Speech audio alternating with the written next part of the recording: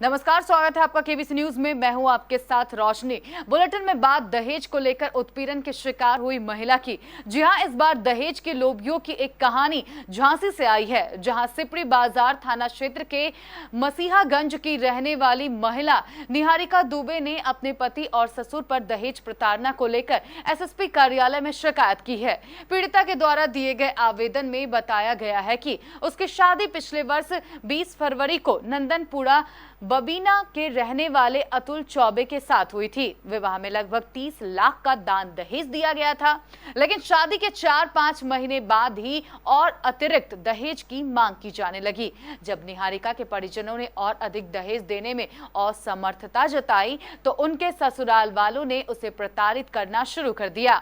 इतना ही नहीं, पीड़िता ने अपने पति अतुल चौबे पर चोरी का आरोप लगाते हुए कहा कि दहेज नहीं मिलने पर वह 10 दिसंबर 2020 को निहारिका के मायके गया और वहां से पैसों व जेवरात से भरा सूटकेस उठाकर ले आया।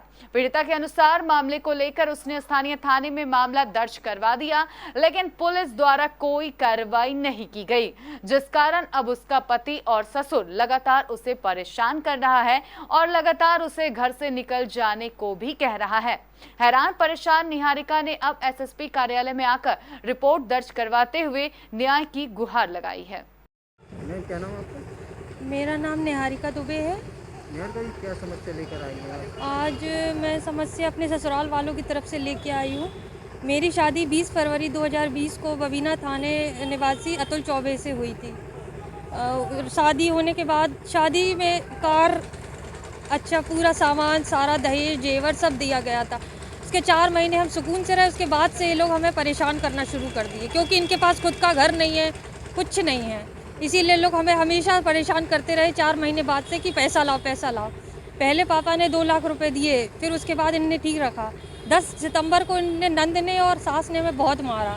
हमारी मम्मी जाके लेके आई, 3 महीने अपने पास रखा। पति छोड़ के भाग गया था, पति का अता पता नहीं था। फिर नवंबर में ये आया पति, मुझे फिर से ले गया। इसने कहा इलाहाबाद रहेंगे। नवंबर में इलाहाबाद रहने के बाद ये आए दिन मुझे मारा पिट्टी करता था। फिर इसने होली के पहले मुझे मार के वहाँ से भगाया इलाहाबाद से। हम अपने घर आए, कुछ दिन घर रहने के बाद फिर वापस इलाहाबाद गए। फिर इसने मारा तो हमने 112 बुलाई थी इलाहाबाद में। 112 पे कॉल करके पुलिस बुलाई थी। पुलिस ने समझा बुझा के फिर राजीनामा करवा दिया। उसके बाद फिर ये 4 तारीख को हम लोग इलाहाबाद से वापसी आए। 5 तारीख को पृथ्वीपुर की कह के, पता नहीं 5 तारीख से ही गायब है, इसका कुछ अता पता नहीं।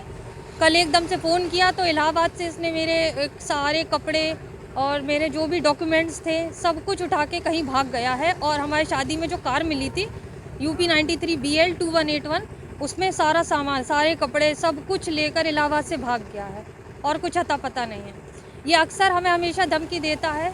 कोई इसकी इलाहाबाद में रहने के बाद कोई CJM पेशगार है इलाहाबाद हाई कोर्ट से, उनसे मेरी बहुत अच्छी पकड़ है। और SSP पेशगार राजेंद्र शर्मा, उनकी धमकी देता है, झांसी SSP पेशगार, उनकी धमकी देता है कि तुम मेरा कुछ नहीं बिगाड़ पाओगे।